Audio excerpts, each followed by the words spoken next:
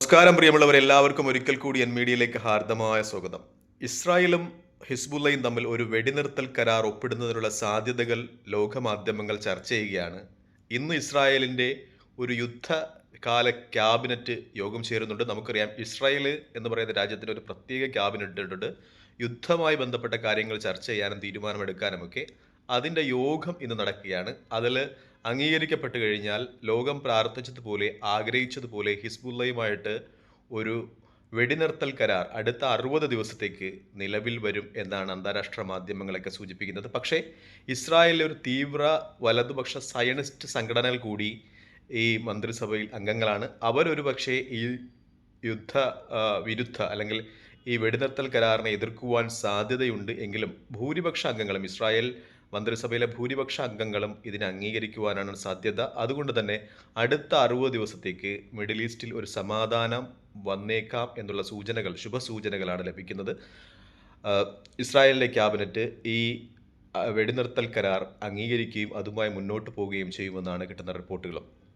ഇതനുസരിച്ച് ഇസ്രായേൽ ലബനനിൽ നിന്ന് പിന്മാറും. 2006-ലും 2016-ലും ഉണ്ടായതുപോലെ തന്നെ പൂർണ്ണ ഹിസ്ബുള്ളയുടെ നശീകരണം, പൂർണ്ണമായും ഹിസ്ബുള്ളയെ നിരായുധീകരിക്കുക എന്ന ലക്ഷ്യവുമായി ലബനിലോട്ട് കടന്നു കയറാൻ ശ്രമിച്ച ഇസ്രായേൽ അവിടെ പരാജയം സംബന്ധിച്ചുകൊണ്ട് തന്നെ പിന്മാറേണ്ടി വരും എന്ന് തന്നെയാണ് സൂചന. പകരം ഇസ്രായേലിന് ലഭിക്കുന്ന ഒരു പരിഗണന എന്ന് വെച്ചാൽ അതിർത്തിയിൽ ലബനൻ സൈന്യത്തെ വിന്യസിപ്പിക്കുമെന്നാണ്. അതിർത്തിയിലുള്ള ഹിസ്ബുള്ള ലെബനൻ അതിർത്തിയിൽ നിന്ന് 30 കിലോമീറ്ററോളം മാറി അവിടെയായിരിക്കും അവർ കേന്ദ്രീകരിക്കുക. ഹിസ്ബുള്ള ശ്രദ്ധ കേന്ദ്രീകരിച്ചിരിക്കുന്ന ഇസ്രായേൽ അതിർത്തിയിലേക്ക് ലബനന്റെ ഔദ്യോഗിക സൈന്യമായിരിക്കും വരിക എന്ന രീതിയിലാണ് റിപ്പോർട്ടുകൾ വരുന്നത്. അത് ഇസ്രായേലിൻ്റെ ഒരു നേട്ടമാണ്. കാരണം അതിർത്തിയിൽ നിന്ന് ഒരുപക്ഷെ ഹിസ്ബുള്ളയുടെ ആക്രമണം ഇനി അവർക്ക് നേരിടേണ്ടി വരില്ല എന്ന രീതിയിലൊക്കെയുള്ള റിപ്പോർട്ടുകളുണ്ട്. കാരണം ഹിസ്ബുള്ള സൈന്യം ഏകദേശം 30 കിലോമീറ്ററോളം മാറി അതിർത്തിയിൽ നിന്ന് എന്നാണ് റിപ്പോർട്ടുകൾ സൂചിപ്പിക്കുന്നത്. എത്രത്തോളം ഇറാന്റെ പ്രോക്സി ഗ്രൂപ്പുകൾ അംഗീകരിക്കും എന്നതിനെപ്പറ്റി അന്താരാഷ്ട്ര മാധ്യമങ്ങളിലൊന്നും വിലയിരുത്തലുകൾ വരുന്നില്ല എന്നാണ്. കാരണം ഏറ്റവും പ്രധാനപ്പെട്ട കാരണം ഇറാന്റെ സപ്പോർട്ട് കൂടിയാണ് ഈ പ്രോക്സി ഗ്രൂപ്പുകളൊക്കെ പോരാടുന്നത്. ഇറാൻ എങ്ങനെ ഇതിനെതിരെ പ്രതികരിക്കും എന്നും റിപ്പോർട്ടില്ല.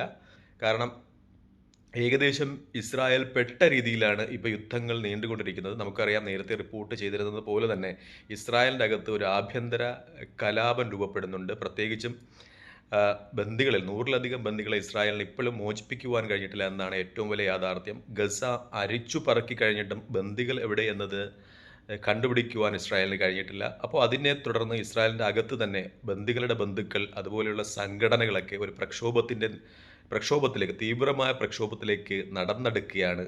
ആ ബന്ദിമോചനം ഇനിയും നീണ്ടുപോയാൽ അത് ഇസ്രായേൽ എന്ന് പറയുന്ന രാജ്യത്ത് വളരെയധികം പ്രശ്നങ്ങളുണ്ടാക്കും. അതുകൊണ്ട് തന്നെ ഒരു രമ്യതയിലെത്തുവാനാണ് ഇസ്രായേൽ ശ്രമിക്കുന്നത്.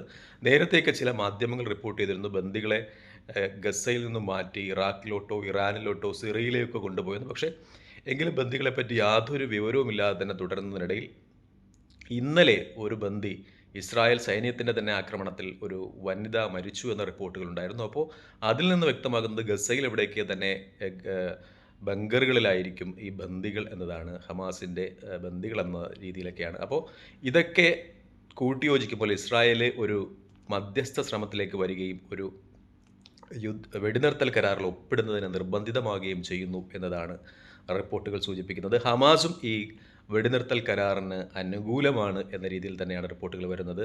പക്ഷേ ഇറാൻ്റെ ഭാഗത്ത് നിന്ന് ഒരു സൂചന ലഭിച്ചിട്ടില്ല. ഇറാൻ ഈ ചർച്ചകളിൽ ഉണ്ടോ എന്നതിനെ പറ്റിയും അന്താരാഷ്ട്ര മാധ്യമങ്ങൾ വ്യക്തമാകുന്നില്ല.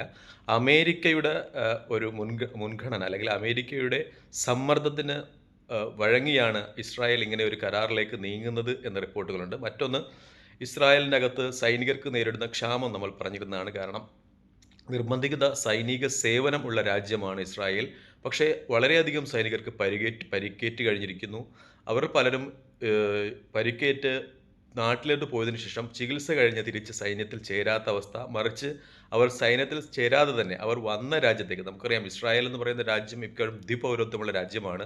മിക്ക ആളുകളും വരുന്നത് Poland, Australia, America, Canada, Russia മുതലായ രാജ്യങ്ങളിൽ നിന്നാണ്. അപ്പോൾ സൈന്യത്തിൽ നിന്ന് പരിക്കേറ്റ് പോയ ഇസ്രായേലി സൈനികർ അവരുടെ യഥാർത്ഥ രാജ്യങ്ങളിലേക്ക് മടങ്ങിപ്പോകുന്ന സംഗതി ഉണ്ടായിരുന്നു. അങ്ങനെ ഏകദേശം 5 ലക്ഷത്തിൽ പരം ആളുകൾ അവർ രാജ്യം വിടുവാനുള്ള തീരുമാനത്തിലാണെന്ന റിപ്പോർട്ടുകളൊക്കെ വന്നിട്ടുണ്ടായിരുന്നു. ഇസ്രായേൽ എന്ന രാജ്യത്തിൻ്റെ നിലനിൽപ്പിനെ തന്നെ അത് സാരമായി ബാധിക്കുന്ന ഒരു രീതിയിലുമായിരുന്നു. അതുകൊണ്ട് തന്നെ ഇസ്രായേൽ യുദ്ധ അ അ തൽക്കാലമായെങ്കിലും യുദ്ധം നിർത്തുക എന്ന ഒരു സംവിധാനത്തിലേക്ക് പോകുന്നു എന്നാണ് റിപ്പോർട്ട്. ഹിസ്ബുള്ളയുടെ കാര്യത്തിലും നിരായുധീകരണം ഇസ്രായേലിന് സാധിച്ചിട്ടില്ല. ഹിസ്ബുള്ള തന്നെ വ്യക്തമാക്കിയിട്ടുള്ളത് അവരുടെ കയ്യിൽ ഇനിയും വർഷങ്ങളോളം യുദ്ധം ചെയ്യുവാനുള്ള ആയുധമുണ്ടെന്നാണ്. പക്ഷേ ഗസയുടെ കാര്യം നേരെ വ്യത്യസ്തമാണ്. ഗസയെ അത് യുദ്ധം നല്ലതുപോലെ തന്നെ ബാധിച്ചിട്ടുണ്ടായിരുന്നു. ഹിസ്ബുള്ളയുടെ കുറച്ചുകൂടി നമുക്കറിയാം, ഹിസ്ബുള്ള കുറച്ചുകൂടി സിസ്റ്റമാറ്റിക് ആയിട്ടുള്ള സംഘടനയാണ്. അത് ഇറാൻ്റെ ഒരു പ്രോക്സി ഗ്രൂപ്പാണ്. അതുകൊണ്ട് തന്നെ ഇറാനിൽ നിന്ന് ശക്തമായ സൈനിക സഹായം കിട്ടുന്നുണ്ട്. വർഷങ്ങളായിട്ടുള്ള പരിശീലനമുണ്ട്. അതുപോലുള്ള വ്യത്യസ്ത രാജ്യങ്ങളിൽ നിന്ന് അവർക്ക് സഹായങ്ങൾ കിട്ടുന്നുണ്ട്. വടക്കൻ കൊറിയയുടെ അതാണ് അവരുടെ ബങ്കർ സംവിധാനങ്ങൾ. വടക്കൻ കൊറിയയുടെ നേരിട്ടുള്ള മേൽനോട്ടത്തിൽ നിർമ്മിച്ചതാണ് അവരുടെ ബങ്കറുകൾ. അതുകൊണ്ട് ഹമാസിനേക്കാൾ കൂടുതൽ സിസ്റ്റമാറ്റിക്കും പ്രൊഫഷണലുമാണ് ഹിസ്ബുള്ള എന്ന് പറയാം. അവരെ നേരിടുന്നതിനാണ് ഇസ്രായേൽ വളരെ പ്രയാസം നേരിടേണ്ടി വന്നത്. 2016-ലും 2006-ലും പോലെ ലബനൻ്റെ ചില പ്രദേശങ്ങളിലേക്ക് ഇസ്രായേൽ കടന്നു കയറിയെങ്കിലും അവിടെ നിന്ന് ശക്തമായ ആക്രമണം നേരിട്ട് ഇസ്രായേൽ തിരിച്ചു വരികയായിരുന്നു. അതാണ് ഇത്തരമൊരു വെടിനിർത്തൽ കരാറിലേക്ക് ഇസ്രായേലിനെ നിർബന്ധമാക്കുന്നത്. പക്ഷേ ഗസയുടെ കഥ തികച്ചും വ്യത്യസ്തമാണ്. ഗസയിൽ ഹമാസിന് ഒരുപാട് നഷ്ടങ്ങൾ സംഭവിച്ചിട്ടുണ്ട് എന്നത് യാഥാർത്ഥ്യമാണ്. പക്ഷേ എങ്കിലും അവരുടെ പോരാട്ട വീര്യം നിലയ്ക്കുന്നില്ല എന്നതും യാഥാർത്ഥ്യമാണ്. അവരുടെ രാഷ്ട്രത്തിൻ്റെ സ്വതന്ത്രം അത് സ്വപ്നം കണ്ട് തന്നെ അവർ പ്രതികരിക്കുകയും പ്രതിഷേധിക്കുകയും തിരിച്ച് ഇസ്രായേലിനെതിരെ ആക്രമിക്കുകയും ചെയ്യുന്നുണ്ട്. ഇസ്രായേലിൻ്റെ ഒരുപാട് സൈനികരെ കൊല ചെയ്യാനും ടാങ്കുകൾ നശിപ്പിക്കാനുമൊക്കെ അവർ കഴിഞ്ഞിട്ടുണ്ടെങ്കിലും ഹിസ്ബുള്ളയുടെയും ഹമാസിൻ്റെയും കഥകൾ വ്യത്യസ്തമാണ്. ഹമാസിന് നല്ല തിരിച്ചടി ഏൽക്കുമ്പോൾ ഹിസ്ബുള്ളയ്ക്ക് അവരുടെ നേതാക്കന്മാരെയൊക്കെ നഷ്ടപ്പെട്ടിട്ടുണ്ടെങ്കിലും അവരുടെ സൈനിക സംവിധാനത്തിനോ ആയുധശേഷിക്കോ വലിയ തകരാറൊന്നും സംഭവിച്ചിട്ടില്ല എന്ന് തന്നെയാണ് നമ്മളൊരു യുദ്ധ വിശകലനം റിപ്പോർട്ട് അന്താരാഷ്ട്ര മാധ്യമങ്ങളും ഗൂഗിളും ഒക്കെ ചർച്ച ചെയ്യുമ്പോൾ കിട്ടുന്നത്. പക്ഷേ ഹമാസിൻ്റെത് അത് മിക്കപ്പോഴും ഇസ്രായേലിൻ്റെ കൺട്രോളിലുള്ള സ്ഥലം തന്നെ ആയതുകൊണ്ട് ഗസ മുതലായ ഫലസ്തീൻ്റെ മുഖ്യ പ്രദേശങ്ങളിലും ഇസ്രായേലിനെ എപ്പോഴും ആക്രമിക്കാനും കടന്നു ചെല്ലാനും വൈകുന്ന പ്രദേശമായതുകൊണ്ട് ഹമാസിനെ നല്ലതുപോലെ യുദ്ധത്തിൽ പ്രഹരമേറ്റിട്ടുണ്ട്. പക്ഷേ അവരുടെ ഒരു തിരിച്ചുവരവ് അതും നമുക്ക് അന്താരാഷ്ട്ര മാധ്യമങ്ങളൊക്കെ സൂചിപ്പിക്കുന്നുണ്ട്. ഹമാസിനെ എപ്പോഴും എങ്ങനെയെങ്കിലും അത് സമൂലമായി നിർമ്മാർജ്ജനം ചെയ്യുവാൻ ഇസ്രായേലിന് കഴിയില്ല എന്നതാണ്. കാരണം ഇതിനു മുമ്പും ഒരുപാട് പ്രാവശ്യം ഇതുപോലെ ഹമാസിൻ്റെ സർവ്വ നാശീകരണം ലക്ഷ്യമാക്കി തന്നെ ഇസ്രായേൽ ഗസയിൽ കടന്നു കയറുകയും അവിടെയൊക്കെ നശിപ്പിക്കുകയും ചെയ്തിട്ടുണ്ടെങ്കിലും ഹമാസ് അതിൽ നിന്ന് ശക്തി പ്രാപിച്ച് വീണ്ടും തിരിച്ചു വരികയായിരുന്നു ചെയ്തിട്ടുള്ളത്. പക്ഷേ ഇപ്പോഴും ഹമാസിൻ്റെ നല്ലതുപോലെ ഹമാസിന് പ്രഹരം ഏറ്റിട്ടുണ്ട് എന്നതാണ് ഏറ്റവും വലിയ യാഥാർത്ഥ്യം. നമ്മൾ ഈ വാർത്തകൾ വിശകലനം ചെയ്യുമ്പോൾ ഇസ്രായേൽ എന്ന് പറയുന്ന രാജ്യത്തിൻ്റെ ഒരു കീഴടങ്ങൽ എന്ന് തന്നെ പറയാം. കാരണം ആ രാജ്യത്തിൻ്റെ നിലനിൽപ്പ് തന്നെ ബാധിക്കുന്ന രീതിയിൽ പ്രോക്സി ഗ്രൂപ്പുകൾ ഇരുഭാഗത്തു നിന്നല്ല 4 ഭാഗത്തു നിന്നും ശക്തമായ ആക്രമണം അഴിച്ചുവിടുന്നത്. ഹിസ്ബുള്ള, ഹൂതികൾ, ഹമാസ്, ഇറാഖിലെ ചില മിലിഷ്യ ഗ്രൂപ്പുകൾ അവർ ശക്തമായ ആക്രമണം അഴിച്ചുവിടുന്നത് ഇസ്രായേലിൻ്റെ സാമ്പത്തിക വ്യവസ്ഥയ്ക്ക് നല്ലതുപോലെ ക്ഷതമേൽപ്പിച്ചിട്ടുണ്ട്. ഹൈഫ മുതലായ പട്ടണങ്ങളിലേക്ക് ടൂറിസ്റ്റുകളുടെ പ്രവാഹം കുറഞ്ഞിട്ടുണ്ട്. അവരുടെ കാർഷിക മേഖലയാണത്, അവരുടെ വ്യാവസായിക മേഖലയാണ്. അവിടെ നിന്ന് കിട്ടുന്ന വരുമാനങ്ങൾ നല്ലതുപോലെ കുറഞ്ഞിട്ടുണ്ട്. അന്താരാഷ്ട്ര തലങ്ങളിൽ ഇസ്രായേലിനെതിരെ പ്രതിഷേധവും പ്രതികരണവും വരുന്നുണ്ട്. യൂറോപ്പിലെ മിക്ക നഗരങ്ങളിലും ഇസ്രായേൽ വിരുദ്ധ പ്രക്ഷോഭങ്ങൾ നടക്കുന്നുണ്ട്. അതുപോലെ തന്നെ അന്താരാഷ്ട്ര തലങ്ങളിൽ ഫ്രാൻസിൻ്റെ പ്രസിഡൻറ്റും പ്രധാനമന്ത്രിയും തന്നെ ഇസ്രായേലിനെതിരെ പ്രതികരിച്ചു കഴിഞ്ഞു. അന്താരാഷ്ട്ര ക്രിമിനൽ കോടതി ഇസ്രായേൽ പ്രസിഡന്റിനെതിരെ അറസ്റ്റ് വാറണ്ട് പുറപ്പെടുവിച്ചു കഴിഞ്ഞു. ഏതെങ്കിലും അതിൻ്റെ അംഗരാജ്യങ്ങളിൽ എത്തിയാൽ അദ്ദേഹത്തെ അറസ്റ്റ് ചെയ്യുമെന്ന രീതിയിൽ പ്രതികരിച്ചു കഴിഞ്ഞു. ഹംഗറിയും അമേരിക്കയും മാത്രമാണ് ഇപ്പോൾ ഇസ്രായേലിനൊപ്പമുള്ള 2 രാജ്യങ്ങൾ. കാരണം ഈ 2 രാജ്യങ്ങളുമാണ് ക്രിമിനൽ കോടതിയിൽ ഇസ്രായേൽ പ്രസിഡന്റ് ബെഞ്ചമിൻ നെതന്യാഹുവിനെതിരെ പുറപ്പെടുവിച്ച അറസ്റ്റ് വാറണ്ടിനെതിരെ പ്രതികരിച്ചത്. ബാക്കി യൂറോപ്യൻ യൂണിയനിലെ മിക്ക രാജ്യങ്ങളും അദ്ദേഹം അവിടെ എത്തിയാൽ അറസ്റ്റ് ചെയ്ത് അന്താരാഷ്ട്ര ക്രിമിനൽ കോടതിയിൽ ഹാജരാക്കിയും അദ്ദേഹത്തിന് അവിടുത്തെ നടപടികൾ നേരിടേണ്ടി വരും എന്ന രീതിയിൽ തന്നെയാണ് സൂചനകളുണ്ടായിരുന്നത്.